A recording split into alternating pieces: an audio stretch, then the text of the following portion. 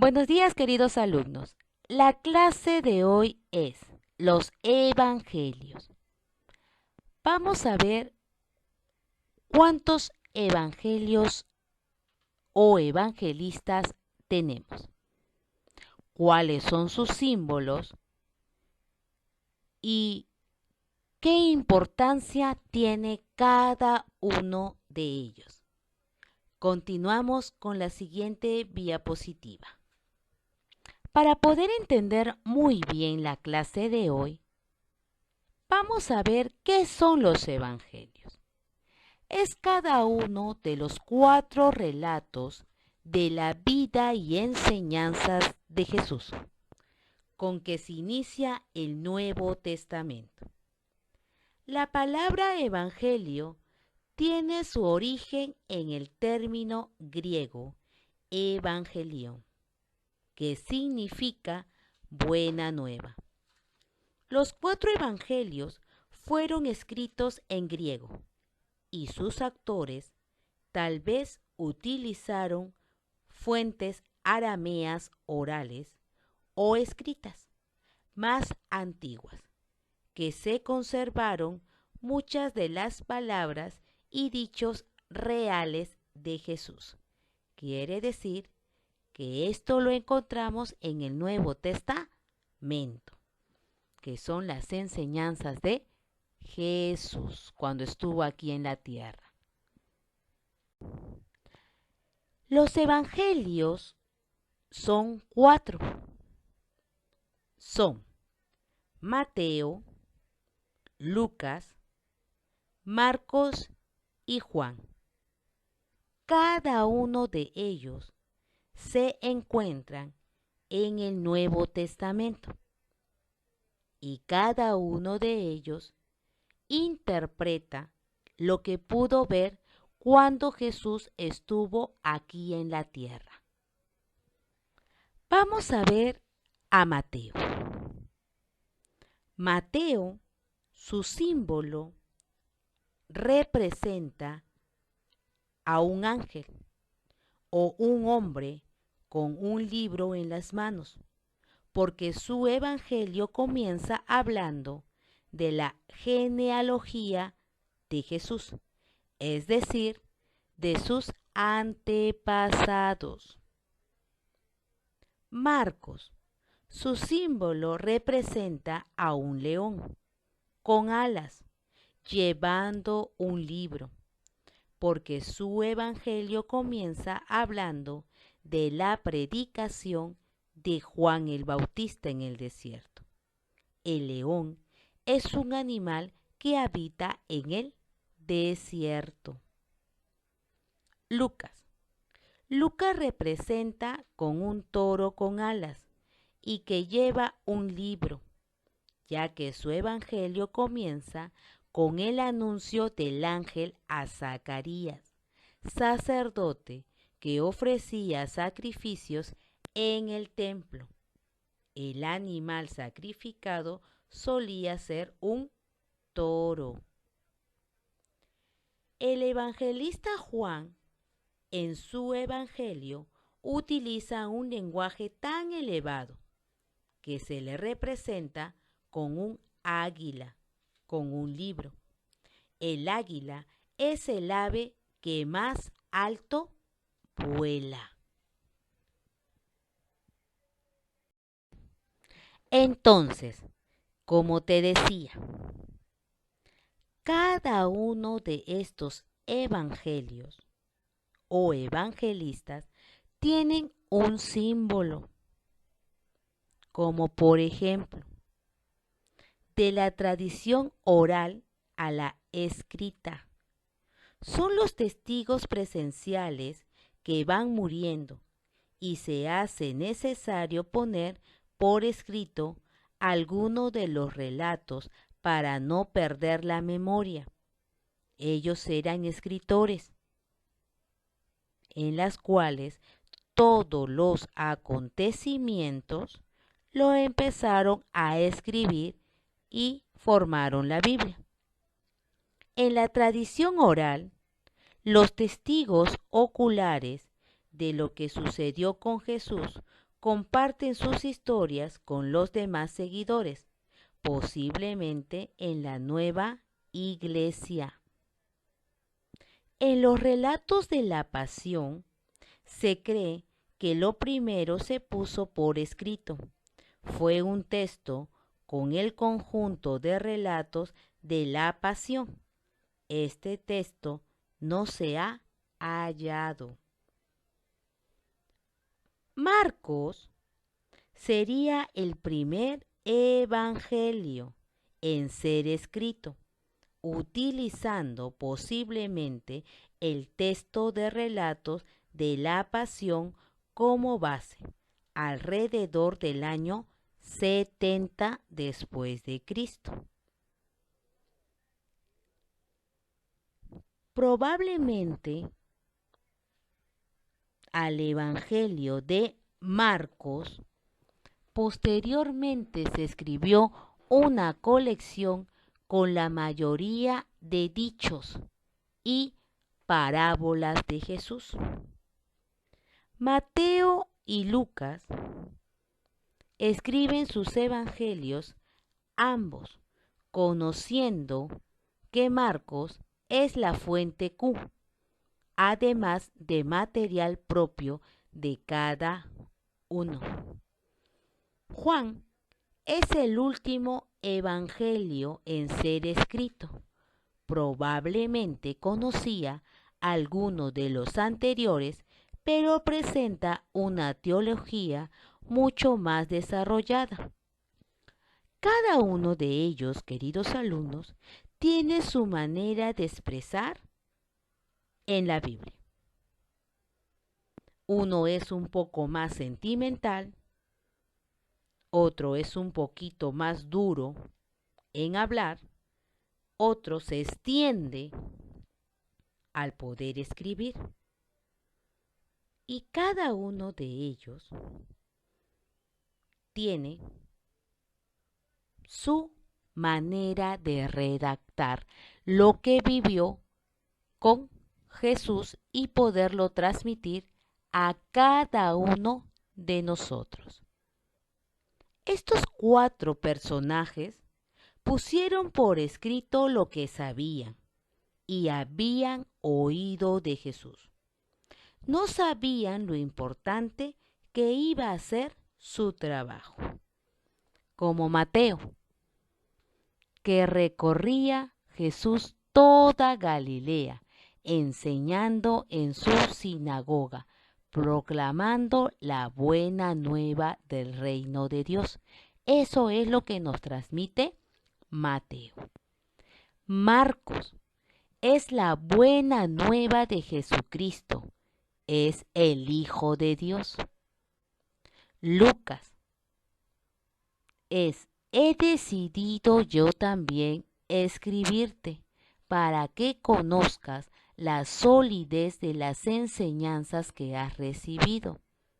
Juan: estas cosas han sido escritas para que crean que Jesús es el Cristo, el Hijo de Dios, y para que creyendo tengan vida en su nombre. Y también puedes ver el símbolo de cada uno de ellos. Mateo el ángel, Marcos el león, Lucas el toro y Juan el águila. Entonces, como te decía, Lucas era un médico, amigo de San Pablo. Siempre ellos paraban juntos. Su símbolo es el toro. Acuérdate, y de nuevo te refresco tu memoria, porque comienza con Zacarías en el templo, lugar en donde se hacían sacrificios a Dios, sobre todo palomas, pero también toros. Dios envía a Jesús y a su Espíritu Santo. Jesús es amor. Eso es lo que escribe Lucas en el Evangelio. La figura simbólica de Lucas es el toro, porque el Evangelio comienza en el templo, donde se sacrificaban los toros. En ese tiempo también se sacrificaban a estas reses. Como te decía, acuérdate que su figura simbólica de Marcos es el león, ya que su evangelio comienza en el desierto, donde ahí vivían los leones. Y esto lo puedes encontrar en Marcos capítulo 1, versículo 4, para que así puedas entender un poquito más.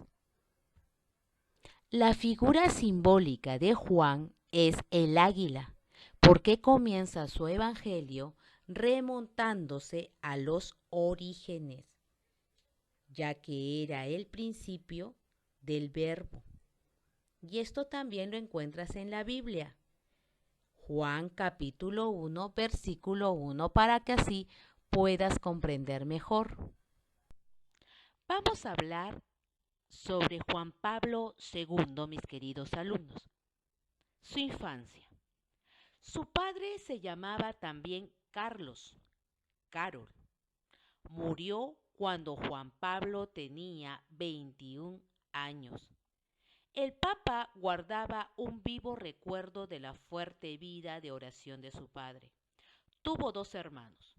Su hermana murió al poco de nacer y su hermano Edmund, 15 años mayor que él, murió por una epidemia de escarlatina. El futuro papa tenía 12 años. Su madre se llamaba Emilia. Murió cuando Carol tenía 9 años. Ella fue quien enseñó sus primeros rezos, según cuenta él mismo. En su juventud, Carol no se planteaba el sacerdocio en un primer momento. Quería ser un laico comprometido, pero la muerte de su padre, la influencia del sastre místico y la intuición del arzobispado serían signos que le ayudarían a tomar la decisión de ingresar en el seminario.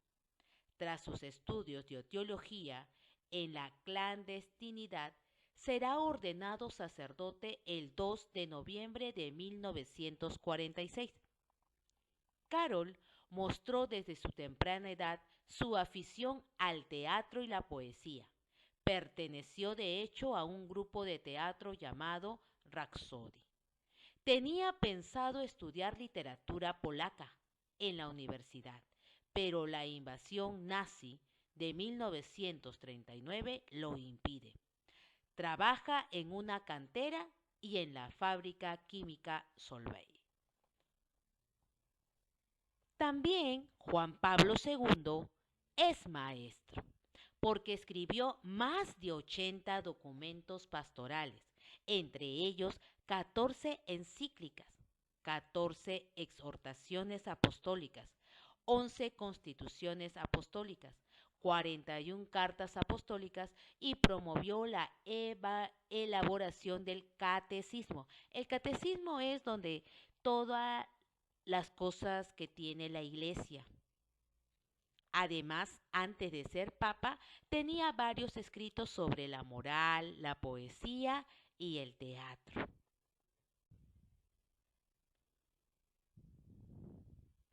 Los logros. Fue un extraordinario políglota. Es polaco, esperando griego, clásico, latín, italiano, francés, español, portugués, inglés, alemán, checo, lituano, ruso, húngaro, japonés, tagalo y varias lenguas africanas. Todas esas lenguas lo sabía Juan Pablo II. En la Universidad de Cracovia, en 1938, se destacó en ajedrez, canotaje, fútbol, teatro y poesía. Antes de ser elegido,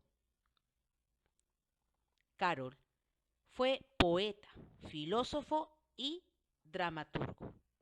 Había escrito la obra teatral El taller del Orfebre, convertida en ópera rock y siendo presentada en España en los inicios de los años 1980.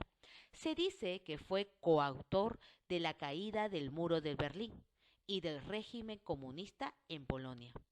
Hizo uso intensivo de los medios de comunicación, en especial del Internet. Quiere decir, queridos alumnos, que Juan Pablo II, él también, así como actualmente Francisco, utiliza mucho lo que es la tecnología para así poder evangelizar la palabra de Dios. Juan Pablo II, el 13 de mayo de 1981, es atentado en un tiroteo en la plaza de San Pedro. Milagrosamente la bala que le atraviesa el vientre no daña ningún órgano vital y se queda a unos centímetros de la aorta. Muchos creen que Ali Atga formaba parte de un complot más amplio dirigido por algún país comunista. Tuve el vivo presentimiento de que se salvaría. En el atentado habría quien no lo entienda, pero es la lógica del amor cristiano, amar incluso a los enemigos. Queridos alumnos, ¿miran a la persona que está junto con Juan Pablo II? Esa persona fue la que le dio un tiro en el vientre, donde le pide 1000 disculpas. Va y le confiesa que él fue el que lo atentó. Pero como dice acá, el amor de Cristiano fue tan fuerte que incluso ama a los enemigos. ¿Por qué? Porque eso fue lo que Dios y Jesús nos dejó en esta vida. En el funeral de Juan Pablo II, queridos alumnos, que fue el 2 de abril de 2005, la Ciudad del Vaticano vivió una jornada histórica, el entierro más multitudinario de un papa, que se lleva a cabo el 8 de abril de 2005. Ya él acudieron personalidades de todos los países, todas las culturas y todas las religiones. Los miles de fieles que congregaron en las calles de Roma pidieron con sus aclamaciones la canonización. El funeral de Juan Pablo II comenzó a las 10 de la mañana, cuando los sedidarios sacaron en hombros al féretro del pontífice de la Basílica de San Pedro. Los peregrinos respondieron con aplausos. Se calcula que en la plaza de San Pedro y vías adyacentes habían unas 300.000 personas. Alrededor de 1,5 millones de peregrinos de muchas partes del mundo llegaron a Roma. Se colocaron pantallas gigantes en distintos puntos de la ciudad para que los visitantes no pudieran acceder a la plaza y seguirían la ceremonia. O sea que los que no pudieron acceder, estar especialmente en la plaza, pusieron, ¿no?, todas estas pantallas. ¿Para qué? Para que sí puedan verlo, aunque no de cerca, pero a través de una pantalla. Muy bien, queridos alumnos, hemos terminado nuestra clase de hoy. Ahora vas a contestar en las actividades de Cubicol y en tu cuaderno. Me vas a mencionar los 4 evangelios con su significado. ¿Y qué son los evangelios? Me vas a dibujar los 4 símbolos de los 4 evangelistas. Me vas a escribir un resumen de la historia de Juan Pablo II. Hasta la siguiente clase.